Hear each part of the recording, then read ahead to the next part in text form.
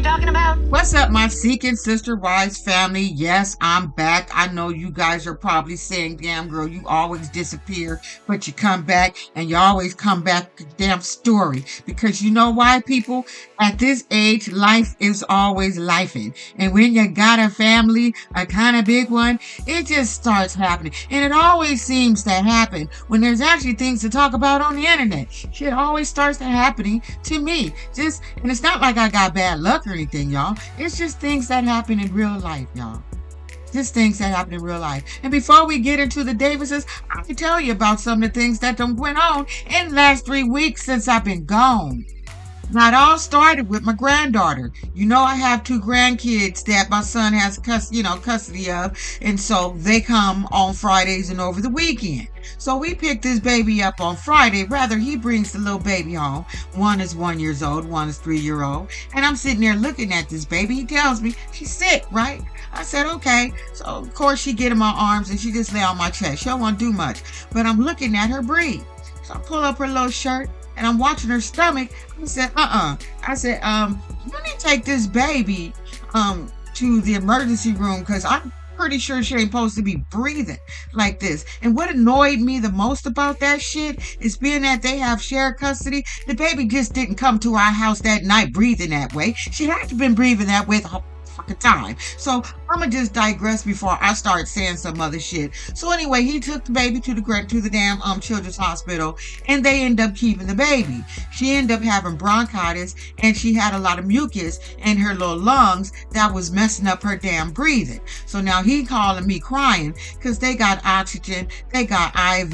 He freaking out because this, he's single dad. This is really scary for him, which I understand. Like I said, they end up keeping her in the hospital for a little while, clearing up her little lungs and everything. And in the meantime, me and my husband watching a 3-year-old who's also sick, but not as sick as the 1-year-old. So after that weekend, then my black ass got sick. I ended up getting some weird ass type of flu or something, but it had me down for a minute. Then I had to go take my damn mammogram next week over. So I went and took my damn mammogram next week over. They called me the same week and said, hey, we found enlarged lymph nodes under your left armpit. I said, say what? They said, so we need you to come in and we need you to do sonogram. So at this point, I'm just blocking shit out of my head because now, right now, at that point, I wasn't really scared. I said, okay, I'm one of those people. I could just stop block. I just block shit until something comes to light. So I go get this damn sonogram and they all under my armpit doing all this stuff. And I'm looking at the little screen and shit. So they tell me not only do you have an enlarged lymph node, you got several of them under your left armpit. So now we're going to check your right armpit, see what's going on under there. So they go ahead and check my right armpit. They said there's some over there, but they're smaller. Nothing to worry about. However, we need you to come back in next week. Well, they said we're going to give you some information called we need to set up and do a biopsy. So I'm like, okay, still, I'm not freaking out in my head, right? They give me this paperwork to read, to go over. I never touched the shit. I didn't touch it until the day of the biopsy. So I'll go get this damn biopsy. The worst thing of it was the needle going in. The one thing that'll kind of freak you out, but you don't feel anything, is when, if you ever had one, that click. I guess that click is them getting tissue and shit out of your damn armpit. So they did it about 5 times. So now I'm just waiting, y'all. Now I'm just waiting on a phone call. Just waiting. Just freaking out, right? So this happened on a Thursday. I ain't hear shit. Now, here come Monday. This is after the weekend of the Wendy saga that's been going on. Then we get a call that the last of the aunties passed away. Of course, we knew she was sick. We had found out a couple of weeks prior that she had blood cancer. So now I'm starting to freak out because going through what my husband went through, as you guys know or may not know, a couple of years, 2023, he had breast cancer and had his right breast removed. So now I am starting to freak out. You can see the concern on my husband's face because he's sitting there thinking, I don't want her to go through anything that he had to go through. He just didn't want me to go through all that. So that was just really, really, really tough. And then along with one of the last aunties passing away, and then you start thinking about shit. Cause me and my husband will be 60 next year, and this is the last of the aunties, and all that tells your ass is like you next, like you next on the totem pole. Fortune, you next, and then you next. So now all I'm thinking about is like death. I'm like, okay, I need to get my shit in order. I need to make sure I have stuff for my, like, all kind of stuff is just going through my head. But y'all, I could tell you I wasn't like scared, because in my mind I'm thinking, well, at least if I'm gonna go, I know how I'm gonna go. You know what I'm saying? But it was scary, y'all. But at the end of the day, the test came back negative, and I was able to breathe again. And yeah, because that shit had me. So I'm gonna tell you guys, make sure you do your mammograms. Please do your mammograms when you're supposed to do them. So if something is caught, they can catch it early and try to fix that shit. In my mind, I still want to know, well, if you didn't find some shit, then what is it? What is it? Because motherfuckers never called me, okay? I have Sharp. They never even called me. I had to call them to find out, well, you ain't called me. You said up to 5 days. Where's my results? So the lady who answered the phone, the receptionist, she said, well, I can see them, but I don't understand them. Maybe you want to go on your Sharp app and look it up. And I'm like, well, bitch, that's why I'm calling you, because I don't understand it. And if I don't have the shit, I need someone to explain to me, then what the hell you was in there for, digging for? What is it? You done left a little marker in here, and I'm a breast still, so what is it? You know what I'm saying? I hate how the new insurance is now. I'm like, call me, because I got questions. I got questions. It's great to hear that, yes, negative, but then what? What? That's what I'd like to know. You guys feeling me on that? It's like, well, what the fuck is it then? If, what is it? Now, I done spent 6 minutes talking about this shit. Let me get into the Davises. But you know what? I feel like because some of you guys really with me and rock with me, you deserve to know what the hell has been going on. Because I'm not a social media butterfly. I don't get on Instagram and Facebook and tell all my business. I keep my circle very small as it is right now, and I'm okay with that. I do YouTube for fun, not for fun. So we all know that. So let me just get into the Davises, because Mr. Man, he be feeling himself. Don't you think Mr. Cocky be feeling his nasty Nick and the nasty girls? He came out there in this little suit that they bought for him, feeling himself. He got his 3 little snow bunnies and shit. So he feeling himself, because he ain't got to do shit but get the damn allowance from these girls. They taking care of him hand and foot. You got your poor Teresa crying, feeling like I can't even compete with the other girls. I can't do more than they could do for him. Feel like I'm not doing enough. I said, well, girl, he ain't even feeling you like that. That's the problem with Teresa. Teresa, he not feeling you like that. It's not a romantic. He just okay with bumping and grinding with you. That's all. That's all that is. So they all pack up in this car, right?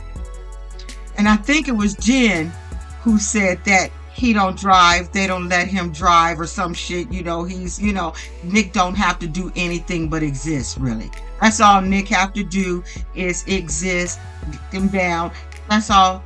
That's all. He just got to keep them happy in the bed and take care of them damn kids and be the nanny for the kids. That's all. So he don't got to drive, and he says it's okay being in the damn back seat. He don't give a shit. He just felt like the king. They say he the king. So he the king of his damn castle, and they absolutely treat him like he the king of the damn castle. She said, why would you need to ask the king to drive? I said, let me put these words over his damn face. He ain't gonna be all cocky on my channel, not on my channel. I'm about to say some shit that's probably really gonna blow your little old minds. I know it is. I know some people might not agree and might think, girl, you stupid. But I'm gonna say it anyway. And then some of you might agree. I see their situation, their little throuple, their little sister wife thing going on. But I also was able to look at Nick in a different light with his daughter. I think it is awesome that he teaches that girl, that he's engaged with his daughter, that he's doing projects with his daughter, that he's giving her words and he's giving her knowledge. And that's what I tell my son and any other parent. Don't just buy your fucking kids toys and go play. Buy them stuff that you can be involved with them, help them learn, help them grow. That is important. I made sure this Christmas I bought nothing but toys and things, learning things that we can engage with. Motor skills. That's what I bought. I'm getting rid of all that other little 2-year-old, 1-year-old shit. I'm getting rid of all their toys and we just come in with some new. And so I appreciate that. Little girl is so bright and so smart. And at the end of the day, this is where I'm fuck you guys up. I think she a lucky little girl. I think she is a lucky little girl to have her father, first of all, and to have not one mother, but two mothers, but a village raising her. And she's going to be comfortable with the dynamics because that's how she's growing up. I think she's a lucky and loved little girl. So I'm not saying I condone their little relationship, what they got on, what works for them, but I'm just saying, we're still nasty Nick and the nasty girls, but I have to give people props where props is due, and I have to say, regardless of what they're doing on their outside and their little nasty life, good parents. Can I say that? Can we just all agree? Good parents. So Nick feels they need to go out to a restaurant. They need to be without the kids because they really need to have a conversation about this relationship because everybody's feeling Teresa. Everybody's feeling how she feeling. So they need to make sure they get some shit in order because they feel like she being real rushy and shit, wanting to have the Davis's last name and wanting to get married and do all this extra shit. And she just got there, according to April. Like I said, we just been dealing with this bra for 6 months. We done moved her in the house. We done let her stay. She done met the kids. We doing all this shit. But she said, I ain't going for this shit. We did this shit with Danielle for damn near a year. And look what happened to that. She said, I ain't trying to do this shit again. You know. And Nick, like I said, he's not feeling it. It's hard for him to transfer from being a friend to this girl being his woman. And she's sitting there fucking dressing him out, saying, you're on. I want to sleep with for the rest of my life. I want no other penis but you. I just want yours. I just want yours. That's a lot to put on the person. Like, you just gonna be my everything. I want nothing else ever in life. It is just gonna be you and only you. All in her tears, all in her feelings and shit. Did you see them damn eyelashes? Them thick ass eyelashes was catching the tears. Look at these damn eyelashes. Y'all, I am just so tired of young and old wearing these over-exaggerated caterpillar eyelashes. So now we got Nasty Nick. He starts having this conversation about their relationship that only he and the other nasty girls, the original crew, can understand because he totally talked to this girls in riddles instead of just saying, look, we still got to get to know each other a little bit. I need to find a little bit more info about you. I don't really know you well like that. You know, we've been friends and all, but this is different and I'm not ready for all this romantical shit. I'm still trying to fill your ass out. He just couldn't say that. He had to say this ignorant ass shit. So let's go into the world of Nasty Nick explaining, I ain't feeling you like that. He says entropy has to do with order, okay? Lack of order or predictability, gradual decline into disorder. Meaning, you coming in, you kind of disrupting some shit. That's kind of like how I'm taking it. And it needs to be some order because you about to get some shit out of order with having it. Then he said, low entropy systems are highly organized. And here you are coming in a little bit unorganized. Like the pages in the book, for example. Okay, like the pages in the book. That's how we living right now. What we have here is very low entropy. Meaning, I'm, again, not feeling you. Highly ordered situation is what we into. So we have to get some order into our situation, right? This isn't the kind of thing that we can just swap people. We just got people coming in all willy-nilly until some shit works or stick to the wall. So April is like, listen, we just met you. We just had you into this family for about 6 months. What is it that you want from us? What is that you need?